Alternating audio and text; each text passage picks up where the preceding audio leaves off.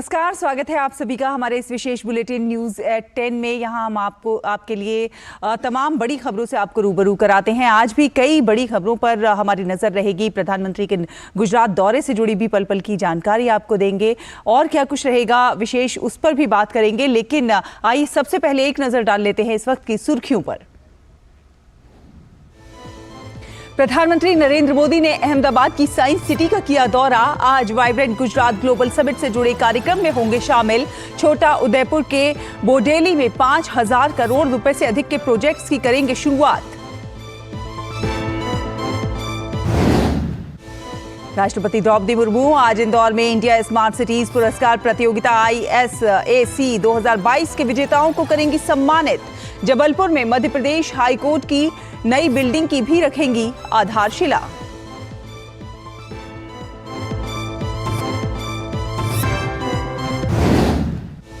खालिस्तानी और गैंगस्टर गठजोड़ पर आज NIA की बड़ी कार्रवाई। पंजाब, राजस्थान, यूपी, उत्तराखंड और दिल्ली समेत 6 राज्यों में 50 जगहों पर छापा। कावेरी जल मुद्दे पर बीजेपी आज बेंगलुरु में विधानसभा के सामने करेगी धरना सत्याग्रह। पूर्व मुख्यमंत्री येदियुरप्पा और सदानंद गौड़ा समेत तमाम पार्टी सांसद और विधायक होंगे शामिल।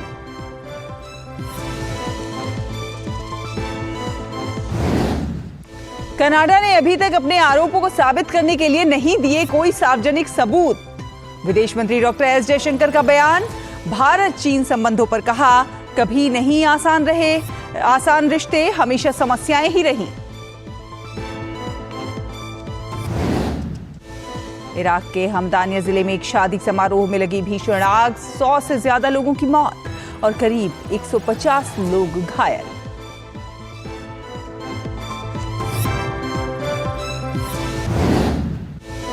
उन्नीसवें एशियाई खेलों में आज मनु भाकर, ईशा सिंह और रिदम सागवान की तिकड़ी ने 25 metre air pistol team event में जीता स्वर्ण पदक। महिलाओं की टीम वर्ग में आशी चौकसे और मानरी कौशिक ने रजत पदक किया अपने नाम। तो चलिए खबरों की शुरुआत करते हैं। आपको बता दें कि प्रधानमंत्री नरेंद्र मोदी आज अहमदाबाद में हैं। आज यहां पर उन्होंने साइंस सिटी में रोबो प्रदर्शनी का निरीक्षण किया। तो ये तस्वीरें आप देख रहे हैं जब प्रधानमंत्री नरेंद्र मोदी ने रोबो प्रदर्शनी का निरीक्षण किया। ये तमाम साजो सामान का निरीक्षण करते हुए देखते हुए प्रधानमंत्री नरेंद्र मोदी रोबोट क्या कुछ बदलाव ला सकता है, आने वाला समय रोबोट के लिहाज से काफ़ी महत्वपूर्ण है और जिस तरह से तकनीकी में हम लोग आगे बढ़ रहे हैं, देश तकनीक के मामले में नए नए आयामों को स्थापित कर रहा है, उस दिशा में ये रोबो प्रदर्शनी प्रधानमंत्री नरेंद्र मोदी इस प्रदर्शनी का निरीक्षण करते हुए। तो प्रधानमंत्री नरेंद्र मोदी इस समय गुजरात में हैं। आज जहां वो वाइब्रेंट गुजरात ग्लोबल समिट के 20 वर्ष पूरे होने के उपलक्ष्य में एक कार्यक्रम में शामिल होंगे। प्रधानमंत्री इसके बाद छोटा उदयपुर के बोडेली में 5,200 करोड़ रुपए से अधिक की परियोजनाओं का लोकार्पण और शिलान्यास करेंगे। प्रधानमंत्री द्वारा मिशन स्कूल ऑफ एक्सीलेंस कार्यक्रम के तहत 4,500 करोड़ रुपए से अधिक की कई परियोजनाओं का लोकार्पण और शिलान्यास किए जाने से पूरे गुजरात में स्कूल के बुनियादी ढांचे को बड़े पैमाने पर बढ़ावा मिलेगा। प्रधानमंत्री गुजरात के स्कूलों में निर्मित हजारों नई कक्षाएं, स्मार्ट कक्षाएं, कंप्यूटर लैब्स, STEM प्रयोगशालाएं और अन्य बुनियादी अवसंरचनाएं राष्ट्र को समर्पित करेंगे। वो इस मिशन के तहत गुजरात के स्कूलों में हजारों कक्षाओं में सुधार और उन्नयन के लिए आधारशिला भी रखेंगे। प्रधानमंत्री विद्या समीक्षा केंद्र 2.0 परियोजना की आधारशिला भी रखेंगे। ये परियोजना विद्या समीक्षा केंद्र की सफलता को देखकर तैयार की जाएगी। प्रधानमंत्री वडोदरा जिले के तालुका सिनोर में ओदरा, दाभोई, सिनोर, मालसार, आसा रोड पर नर्मदा नदी पर बने नए पुल सहित कई विकास परियोजनाओं को भी राष्ट्र को समर्पित करेंगे। प्रधानमंत्री चाप तालाब पुनर्विकास परियोजना, दाहोद में जल आपूर्ति परियोजना, वडोदरा में आर्थिक रूप से कमजोर वर्ग के लिए लगभग 400 नवनिर्मित आवास, पूरे गुजरात के 7,500 गांवों में ग्राम वाईफाई परियोजना और दाहोद में नवनिर्मित जवाहर नवोदय विद्यालय का लोकार्पण करेंगे। प्रधानमंत्री छोटा उदयपुर में जलापूर्ति परियोजना, गोधरा पंचमहल में एक फ्लाईओवर ब्रिज और दाहोद में केंद्र सरकार की broadcasting infrastructure and network development योजना के तहत बनाए जाने वाले एफएम रेडियो स्टूडियो का भी शिलान्यास करेंगे।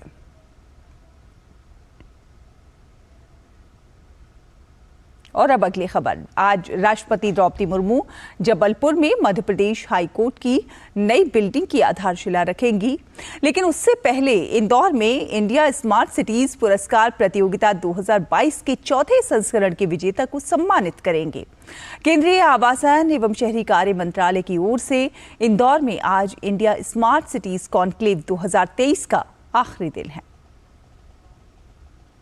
मध्य प्रदेश के इंदौर में इंडिया स्मार्ट सिटीज कॉन्क्लेव 2023 का आयोजन किया गया है। पुरस्कार विजेताओं में 5 राज्यों, केंद्र शासित प्रदेशों और 31 विशिष्ट शहरों और 7 भागीदार संगठनों समेत कुल 66 पुरस्कार विजेताओं को पुरस्कार दिया जाएगा। कॉन्क्लेव का उद्घाटन आवासन एवं शहरी कार्य राज्य मंत्री कौशल किशोर ने किया। India smart cities 2023 conclave Indore में मां अहिल्याबाई होलकर की नगरी में आयोजित किया जा रहा है। इसमें हमारे देश की महामहिम राष्ट्रपति आदरणीय श्रीमती द्रौपदी मुर्मू जी शामिल हो रही हैं।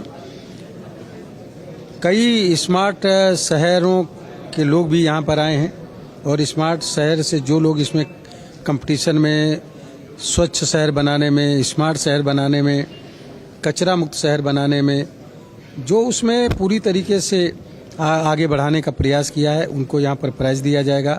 उनका चयन हुआ है, उनको प्राइज देने का काम किया जाएगा। प्रदर्शनी का उद्घाटन किया गया है। आयोजन में स्मार्ट सिटी मिशन के शहरों की एक प्रदर्शनी लगाई गई है। प्रदर्शनी में राज्यों और शहरों ने अपने अपने प्रदर्शन को दिखाया है। साल 2015 में लॉन्च हुए स्मार्ट सिटी मिशन में अब तक 1.1 लाख करोड़ रुपए की लागत से करीब 6,000 से अधिक परियोजनाएं पूरी हो चुकी हैं और शेष परियोजनाएं 30 जून 2024 तक पूरी करने का दावा किया गया है। कॉन्क्लेव में शहरों में होने वाले बदलाव और शहरों में बढ़ती आबादी पर भी चर्चा होगी। स्मार्ट सिटीज मिशन में 1,70,000 करोड़ के लागत से करीबन 8,000 प्रोजेक्ट पूरे होने हैं, जिसमें से 6,000 के लगभग प्रोजेक्ट जो हैं 1,10,000 करोड़ के खत्म हो चुके हैं और बचे हुए जो 2,000 प्रोजेक्ट हैं करीबन 60,000 करोड़ के, ये जून 2024 तक खत्म हो जाएंगे। में सबसे बढ़िया बात यह है कि भारत सरकार की जो ग्रांट्स हैं इसमें वो 48,000 करोड़ की हैं। राज्य सरकारों ने मिलकर करीबन 40,000 करोड़ इसमें और लगाया है। तो सरकारी पैसा जो 88,000 करोड़ इसमें लग रहा है, उस हर रुपए में 2 रुपए का काम मिल रहा है, क्योंकि 1,70,000 करोड़ के प्रोजेक्ट जो है पूरे किए जा रहे हैं। स्मार्ट सिटी से जुड़े जानकारों की माने तो 100 स्मार्ट शहरों ने गतिशीलता, ऊर्जा, जल स्वच्छता, ठोस अपशिष्ट प्रबंधन, सामाजिक बुनियादी ढांचे, स्मार्ट प्रशासन पर शानदार काम किया है। खासकर स्वच्छता के पैमाने पर इंदौर ने लगातार 6ठी बार पहले नंबर के पायदान पर अपना कब्जा जमाया है। यही कारण है कि स्मार्ट सिटीज अवार्ड के विजेताओं में पहला स्थान इंदौर शहर को मिला है। इंदौर ने टोटल 7 कैटेगरीज में अवार्ड जीता है, जिसमें 6 कैटेगरीज में इंडिविजुअल प्रोजेक्ट्स अवार्ड हैं और एक ऑल ओवर बेस्ट सिटी का अवार्ड भी है। All over best smart city of India का अवार्ड भी इंदौर को मिला है। स्मार्ट सिटी अवार्ड्स की मेजबानी के लिए इंदौर शहर पूरी तरह तैयार है। 100 स्मार्ट शहरों के महापौर, आयुक्त, स्मार्ट सिटी मिशन से जुड़े उद्योग भागीदार, शिक्षाविद और नागरिक समाज संगठन इंदौर पहुंच चुके हैं। आयोजन में पुरस्कार विजेता शहर को सम्मानित करने के अलावा भविष्य में आने वाली शहरी चुनौतियों की रूपरेखा भी तैयार करेंगे। इंदौर से धीरज शर्मा की रिपोर्ट, डीडी न्यूज़। और आपको बता दें कि प्रधानमंत्री नरेंद्र मोदी गुजरात के अहमदाबाद में हैं और ये तस्वीरें हम आपको दिखा रहे हैं। प्रधानमंत्री ने रोबोट पार्क में प्रदर्शनी का निरीक्षण किया तो पूरा रोबोट पार्क वहां पर बनाया गया है, जहां पर प्रदर्शनी का निरीक्षण करते हुए प्रधानमंत्री नरेंद्र मोदी को आप देख रहे हैं अपने टीवी स्क्रीन पर। प्रधानमंत्री नरेंद्र मोदी ने रोबो प्रदर्शनी का यहाँ पर निरीक्षण किया और जाना कि कौन सा रोबोट किस प्रकार से काम करता है और भविष्य में इसकी क्या कुछ संभावनाएं हैं, क्या कुछ बदलाव के वाहक बन सकते हैं ये रोबोट। तो हम जानते हैं कि वाइब्रेंट समिट में वहाँ पर साइंस सिटी में रोबोट प्रदर्शनी का अवलोकन करने के लिए प्रधानमंत्री नरेंद्र मोदी वहाँ पहुँचे और उन्होंने प्रदर्शनी का निरीक्षण किया। रोबोट हमारे जीवन में बहुत क्रांतिकारी बदलाव ला सकते हैं। तकनीक की दुनिया में भारत नए नए कदम आगे बढ़ा रहा है और तकनीक के क्षेत्र में निरंतर नवाचार हमें देखने को मिल रहे हैं। तकनीक के क्षेत्र में भारत की जो प्रगति है वो देखने लायक है और रोबो प्रदर्शनी उसकी एक परिचायक हो सकती है। ये तस्वीरें आप देख रहे हैं, तमाम रोबोट हमारी ज़िंदगी में एक बड़ा बदलाव लेकर आ सकते हैं अगर उनका सही से प्रयोग किया जाए। तो रोबोट के ज़रिए बहुत कुछ नए कीर्तिमान स्थापित किए जा सकते हैं, नए नए लक्ष्यों को पूरा किया जा सकता है। उस दिशा में हमारे देश के जो युवा हैं, हमारे देश के जो साइंटिस्ट हैं, वो नित नवाचार कर रहे हैं और अपने नवाचारों से दुनिया को आश्चर्यचकित कर रहे हैं। आप देख रहे हैं पीएम वाइब्रेंट गुजरात समिट के 20 साल होने पर वहाँ पर मौजूद हैं और इस दौरान ये रोबो प्रदर्शनी का दौरा करते हुए वहाँ के प्रदर्शनी का अवलोकन करते हुए और रोबोट से क्या कुछ बदलाव लाए जा सकते हैं। ये देखिए साइंस सिटी है और विज्ञान दुनिया में क्रांतिकारी परिवर्तन लाने में, नए नए कीर्तिमान स्थापित करने में विज्ञान का एक बहुत बड़ा रोल है। युवाओं का विज्ञान की ओर अग्रसर होना, तकनीक की दिशा में आगे बढ़ना, ये इस बात को दर्शाता है कि आने वाला समय बहुत नए आयामों को स्थापित करने वाला साबित हो सकता है। आने वाला समय काफ़ी खूबसूरत बनाया जा सकता है, आज से और ज़्यादा बेहतर बनाया जा सकता है और इसमें हमारे युवाओं का, हमारे साइंटिस्टों का बहुत बड़ा योगदान है।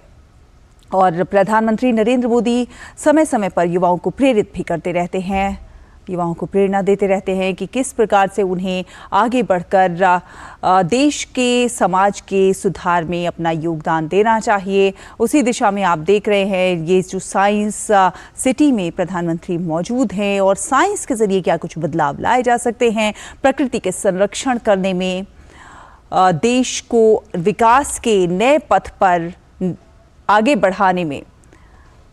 और ये रोबो प्रदर्शनी, अलग अलग रोबोट, कौन सा रोबोट क्या काम कर सकता है, किस दिशा में मनुष्यों से ज़्यादा बेहतर करके दिखा सकता है, तमाम रोबोट का अवलोकन करते हुए प्रधानमंत्री नरेंद्र मोदी।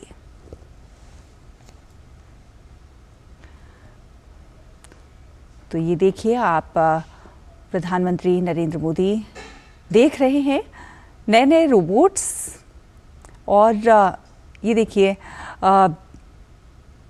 तमाम ऐसे यंत्र जो कि फौज में काम आ सकते हैं, सेना के लिए सहायक उपयुक्त हो सकते हैं। तमाम रोबोट्स हमारे जो दैनिक जीवन के कार्य हैं उनको भी आसान बना रहे हैं। अस्पतालों में हम देख रहे हैं रोबोट जिस तरह से मैन पावर को कम कर दें और काम को ज़्यादा सहूलत से उसे अंजाम तक ले जाने में, दवाइयों के उपकरणों की सहूलत को, डॉक्टर्स का साथ निभाने में रोबोट काम आ रहे हैं।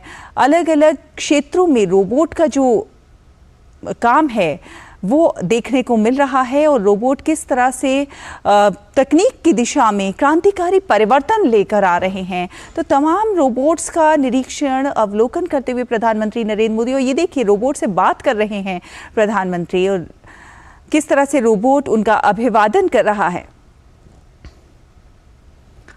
तो गुजरात ग्लोबल समिट में 20 वर्ष पूरे होने पर प्रधानमंत्री नरेंद्र मोदी, गुजरात की बेजोड़ सफलता हम देख रहे हैं कि पूरे देश के लिए, ना केवल देश के लिए बल्कि दुनिया में एक नया मॉडल स्थापित करने में गुजरात ने एक अलग मिसाल कायम की है। प्रधानमंत्री नरेंद्र मोदी इस अवसर पर गुजरात में मौजूद हैं, अहमदाबाद में मौजूद हैं और वहां पर साइंस सिटी का दौरा किया प्रधानमंत्री नरेंद्र मोदी ने। इस मौके पर उन्होंने साइंस सिटी में मौजूद इस प्रदर्शनी का अवलोकन किया और प्रकृति के संरक्षण की दिशा में, तकनीक के उत्थान की दिशा में किस प्रकार से तकनीक का रोबोट हमारे लिए फायदेमंद सिद्ध हो सकते हैं, प्रधानमंत्री निरीक्षण करते हुए, देखते हुए।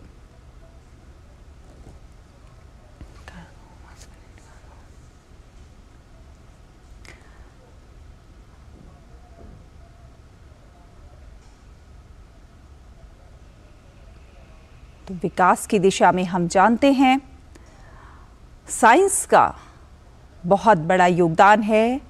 हमारे साइंटिस्ट, हमारे युवाओं ने इस दिशा में कई क्रांतिकारी परिवर्तन करके दिखाए हैं और आपने देखा किस प्रकार प्रधानमंत्री नरेंद्र मोदी ने इस रोबोट प्रदर्शनी का अवलोकन किया। आगे बढ़ते हैं खबरों में। आपको बता दें 22वीं लॉ कमीशन की आज बड़ी बैठक होने जा रही है। इस बैठक में 3 कानूनों पर चर्चा होगी और आयोग अपना रुख स्पष्ट करेगा। बैठक का पहला मुद्दा वन नेशन वन इलेक्शन है, जिस पर लॉ कमीशन अपनी फाइनल जो रिपोर्ट है उसको तैयार करेगा। तो वहीं दूसरा मुद्दा पॉक्सो कानून से जुड़ा हुआ है। इसमें पॉक्सो कानून में उम्र घटाने पर विचार होगा। तीसरा मुद्दा ऑनलाइन एफआईआर दाखिल करने के प्रावधान से जुड़ा हुआ है। ये बैठक जस्टिस ऋतुराज अवस्थी की अध्यक्षता में होगी। मुद्दों पर सिफारिशों को अंतिम रूप देने के बाद लॉ कमीशन अपनी रिपोर्ट कानून और न्याय मंत्रालय को भेजेगा। खबरों में आगे बढ़ेंगे। आपको बता दें भारतीय नौसेना के MQ-9B प्रीडेटर ड्रोन ने लगातार 13,000 घंटे से अधिक की लंबी उड़ान के अपने मिशन को पूरा कर बेहतरीन क्षमता का प्रदर्शन किया है।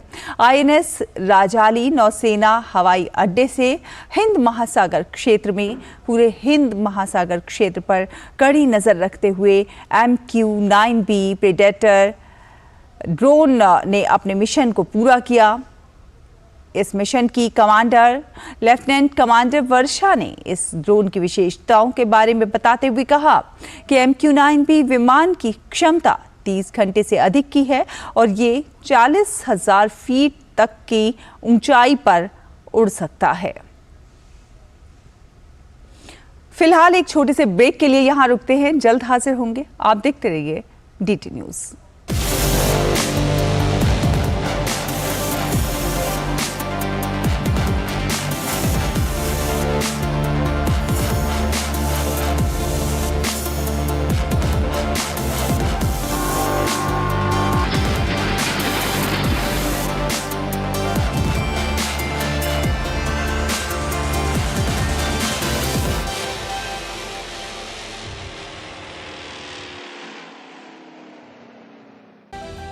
समाज की बेड़ियां तोड़कर हासिल किए अनोखे मुकाम, उज्जवल भविष्य के स्वप्न के साथ उन्मुक्त गगन में भरी उड़ान, बाधाओं के बंधन काटकर साबित की अपनी पहचान, जो अपने बुलंद हौसलों से सामाजिक बेड़ियां तोड़कर लिख रही है वीरता की गाथाएं। मैं उन्मुक्त, मैं स्वच्छंद, मेरा ध्येय अनंत, मेरी दिशा अनंत। मिलिए इन प्रेरणादायक शख्सियतों से मेरे साथ कार्यक्रम तेजस्विनी में, सिर्फ DD न्यूज पर। ब्रेक के बाद स्वागत है आपका। आप देख रहे हैं DD न्यूज। आपको बता दें कि जम्मू कश्मीर के पुलवामा में ATM गार्ड की हत्या के मामले में छापेमारी चल रही है। पुलिस की राज्य जांच इकाई SIA दक्षिण कश्मीर के पुलवामा, शोपियां और अनंतनाग जिलों में कई स्थानों पर छापेमारी कर रही है और खालिस्तानी समर्थकों के खिलाफ नकेल कसने के लिए NIA लगातार बड़ी कार्रवाई कर रही है। खालिस्तानी गैंगस्टर गठजोड़ मामले में पंजाब, राजस्थान, उत्तराखंड, उत्तर प्रदेश और दिल्ली सहित 6 राज्यों में NIA की छापेमारी चल रही है। पंजाब की बात करें तो मोगा और मानसा में ताबड़तोड़ छापे चल रहे हैं। लॉरेंस, बम्बीहा और अर्शदल्ला गिरोह के सहयोगियों से संबंधित 51 स्थानों पर भी छापेमारी जारी है। वहीं उत्तराखंड के देहरादून जिले के क्लेमेंटाउन थाना क्षेत्र में एक आवासीय परिसर में एनआईए की छापेमारी चल रही है। इसके साथ ही राजस्थान के गंगानगर में भी एनआईए की कार्रवाई जारी है। प्याज उत्पादक किसानों को राहत देने के लिए नेफेड और एनसीसीएफ द्वारा किसानों से सीधे प्याज खरीदने की मांग पर केंद्रीय वाणिज्य मंत्री पीयूष गोयल ने बताया है कि इस संबंध में निर्णय लेने के लिए 29 सितंबर को दिल्ली में बैठक होगी। महाराष्ट्र सरकार के अनुसार राज्य मंत्रिमंडल के सदस्यों का एक प्रतिनिधिमंडल दिल्ली में बैठक में भाग लेगा। नेफेड और एनसीसीएफ के माध्यम से 2,410 रुपए प्रति क्विंटल की दर से 2 लाख मीट्रिक टन प्याज खरीदने का केंद्र सरकार का निर्णय प्याज उत्पादकों और उपभोक्ताओं दोनों के लिए फायदेमंद साबित हुआ है। चूंकि नेफेड और एनसीसीएफ के माध्यम से खरीदा गया प्याज अन्य राज्यों में निजी व्यापारियों को कम कीमत पर उपलब्ध होता है, इसलिए राज्य के व्यापारियों को भी खरीद मूल्य से कम कीमत पर अपना प्याज बेचना पड़ता है। इससे व्यापारियों को घाटा होने लगा। उन्होंने नासिक जिले की कृषि उपज बाजार समिति में प्याज की नीलामी बंद कर दी थी। इससे प्याज किसान काफी प्रभावित हुए। इस मामले में उप मुख्यमंत्री अजीत पवार ने लगातार 2 बैठकें कर मामले को सुलझाने की कोशिश की। और कर्नाटक की सरकार इन दिनों कावेरी जल विवाद पर घिरी हुई है। कावेरी वाटर मैनेजमेंट अथॉरिटीज ने एक आदेश जारी किया था जिसमें कहा गया कि 28 सितंबर से 15 अक्टूबर तक तमिलनाडु को कावेरी नदी से 3000 क्यूसेक पानी दे, जिसका कर्नाटक के किसान संगठन, कन्नड़ संस्थाएं और बीजेपी, जेडीएस समेत तमाम विपक्षी दल विरोध कर रहे हैं। विवाद इतना ज्यादा गहरा गया है कि कल बेंगलुरु शहर में बंद बुलाया गया। शहर में धारा 144 लगा दी गई और स्कूल कॉलेज बंद कर दिए गए। अब आज बीजेपी विधानसभा के सामने धरना सत्याग्रह करने जा रही है। यह आंदोलन कितना बड़ा है, इसका अंदाजा आप इसी बात से लगा सकते हैं कि इसमें पूर्व मुख्यमंत्री येदियुरप्पा और सदानंद गौड़ा समेत तमाम पार्टी सांसद और विधायक शामिल होंगे। हालांकि मुख्यमंत्री सिद्धरामैया ने कहा है कि विपक्षी दल कावेरी मुद्दे का राजनीतिकरण कर रहे हैं। कावेरी नदी जल परिषद ने कर्नाटक से 28 सितंबर से 15 अक्टूबर तक के लिए तमिलनाडु के लिए कावेरी नदी से प्रतिदिन 3000 क्यूसेक पानी छोड़ने का निर्देश दिया है। परिषद की वर्चुअल रूप से आयोजित बैठक में कर्नाटक के अधिकारियों ने राज्य के जलाशयों से पानी छोड़े जाने में असमर्थता व्यक्त की। उन्होंने बताया कि राज्य के 161 तालुका भीषण सूखे की चपेट में हैं। इनमें से 32 कावेरी थाला क्षेत्र के अंतर्गत हैं। हालांकि तमिलनाडु ने इस बात पर जोर दिया कि कर्नाटक को भी सिंचाई आपूर्ति में कमी करनी चाहिए और उस पानी को तुरंत छोड़ना चाहिए।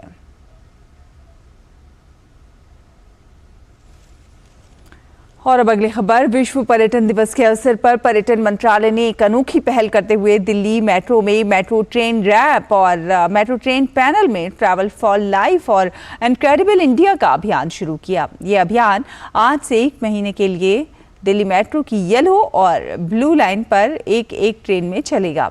आज द्वारका सेक्टर 21 मेट्रो स्टेशन पर पर्यटन राज्य मंत्री अजय भट्ट ने हरी झंडी दिखाकर ट्रेन को रवाना किया।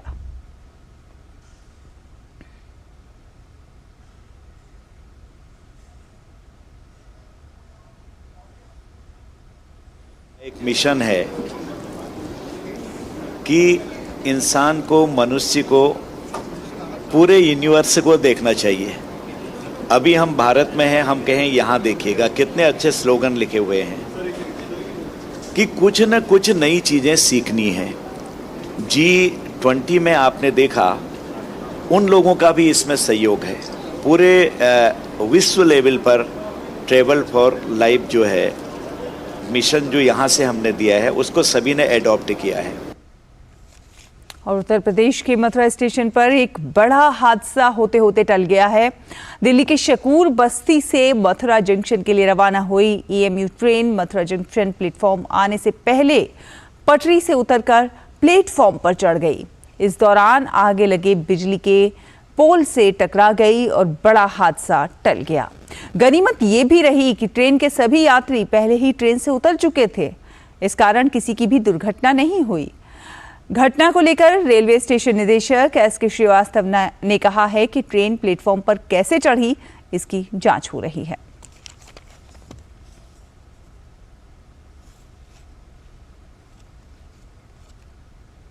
और मणिपुर में हो रही हिंसा के मसले पर विदेश मंत्री डॉक्टर एस जयशंकर ने कहा है कि सरकार हालात को सामान्य करने में जुटी हुई है। उन्होंने कहा है कि मणिपुर में समस्या का एक हिस्सा वहां आए प्रवासियों का अस्थिर करने वाला प्रभाव भी है।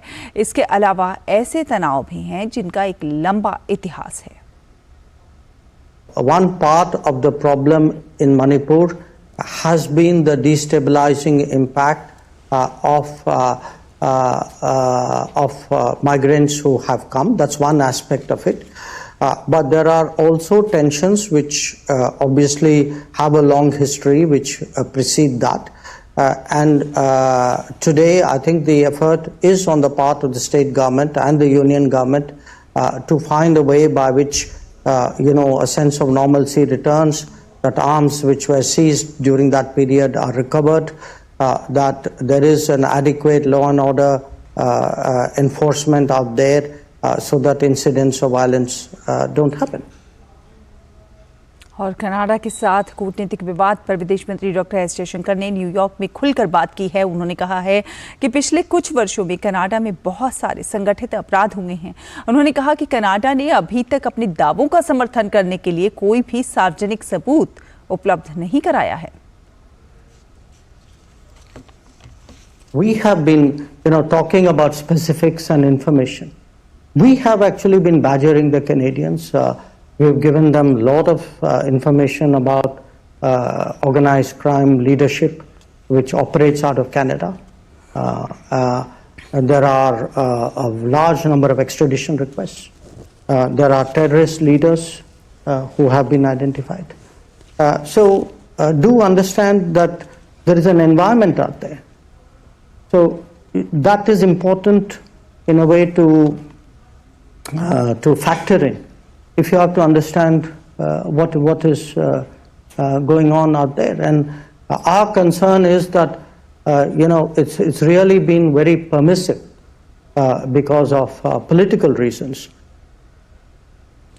और इस वक्त बड़ी खबर आ रही है। जी हां, एशियाई खेलों से इस वक्त की बड़ी खबर आपको बता दें। एशियाई खेलों में भारत ने जीता है 5वां स्वर्ण पदक। जी हां, 5वां स्वर्ण पदक भारत के नाम। महिलाओं की 50 मीटर राइफल 3 पोजीशन के व्यक्तिगत वर्ग में भारत ने स्वर्ण और कांस्य पर कब्जा जमाया है। जी हां, सिफत कौर समरा ने विश्व रिकॉर्ड के साथ स्वर्ण पदक जीत लिया है। आशी चौकसी ने कांस्य पदक हासिल किया है। सिफत कौर ने बनाया है ये विश्व रिकॉर्ड। तो एशियाई खेलों से इस वक्त की बड़ी खबर हम अपने दर्शकों को बता रहे हैं। एशियाई खेलों में भारत ने 5वां स्वर्ण पदक अपने नाम किया है। महिलाओं की 50 मीटर राइफल 3 पोजीशन के व्यक्तिगत वर्ग में भारत ने स्वर्ण और कांस्य दोनों पर कब्जा जमाया है। सिफत कौर समरा ने विश्व रिकॉर्ड के साथ स्वर्ण पदक जीत लिया है और साथ ही साथ आशी चौकसी ने कांस्य पदक हासिल किया है। भारत की एशियाई खेलों में एक बड़ी जीत और इस वक्त की यही बड़ी खबर। एशियाई खेलों में जिस तरह से भारत ने स्वर्ण पर कब्जा जमाया है, कांस्य पर कब्जा जमाया है, आशी चौकसी ने कांस्य पदक हासिल किया है, तो सिफत कौर समरा ने विश्व रिकॉर्ड के साथ स्वर्ण पदक हासिल किया है। एशियाई खेलों से इस वक्त की बड़ी खबर। एशियाई खेलों में भारत ने जीता है 5वां स्वर्ण पदक। तो 5वां स्वर्ण पदक अपने नाम करने में भारत की टीम जो है एशियाई खेलों में जिस प्रकार महिलाओं ने 50 मीटर राइफल 3 पोजीशन के व्यक्तिगत वर्ग में भारत ने स्वर्ण और कांस्य पर कब्जा जमाया है। सिफत कौर समरा ने विश्व रिकॉर्ड के साथ स्वर्ण पदक हासिल किया है। आशी चौकसी ने कांस्य पर कब्जा जमाया है। तो ये इस एशियाई खेलों से, एशियाई खेलों में लगातार जिस तरह से हम देख रहे हैं भारतीय टीमों का जो है दबदबा जारी है और भारतीय खिलाड़ी जो हैं वो अच्छा करके दिखा रहे हैं। इस वक्त की बड़ी खबर है एशियाई खेलों में 5वां स्वर्ण पदक भारत के नाम। 50 मीटर राइफल 3 पोजीशन के व्यक्तिगत वर्ग में महिलाओं की 50 मीटर राइफल 3 के पोजीशन के व्यक्तिगत वर्ग में भारत ने स्वर्ण अपने नाम किया है और कांस्य पदक भी जीता है। सिफत कौर समरा ने विश्व रिकॉर्ड के साथ स्वर्ण पदक हासिल किया है, तो आशी चौकसे ने कांस्य पर कब्जा जमाया है। तो 19वें एशियाई खेलों में भारतीय खिलाड़ियों का प्रदर्शन, जो शानदार प्रदर्शन है, लगातार जारी है। आज सुबह निशानेबाजी में महिलाओं की 50 मीटर राइफल 3 पोजीशन के टीम वर्ग में भारतीय टीम ने रजत पदक जीतने में सफलता पाई है। सिफत कौर समरा और आशी चौकसे और मानिनी कौशिक की तिकड़ी ने देश के लिए ये रजत पदक जीता है। सिफत कौर और आशी ने व्यक्तिगत वर्ग के फाइनल के लिए भी क्वालिफाई कर लिया है। सिफत कौर ने क्वालिफाइंग में जहां दूसरा स्थान प्राप्त किया, तो वहीं आशी ने 6ठे स्थान पर रहते हुए फाइनल के लिए क्वालिफाई कर लिया है। तो एशियाई खेलों से भारत के लिए लगातार अच्छी खबरें आने का सिलसिला जारी है और जिस तरह से स्वर्ण और रजत पर भारत का दबदबा हासिल हुआ है, भारत ने कब्जा जमाया है, भारत के नाम स्वर्ण और रजत पदक एशियाई खेलों से आज की ये जो बड़ी खबर है, ये खुश कर देने वाली है। महिलाओं की 50 मीटर राइफल 3 पोजीशन के व्यक्तिगत वर्ग में भारत ने स्वर्ण और कांस्य जीत लिया है। खेलों के चाहने वालों के लिए, भारतीयों के लिए ये वक्त जो है गर्व से भर देने वाला है।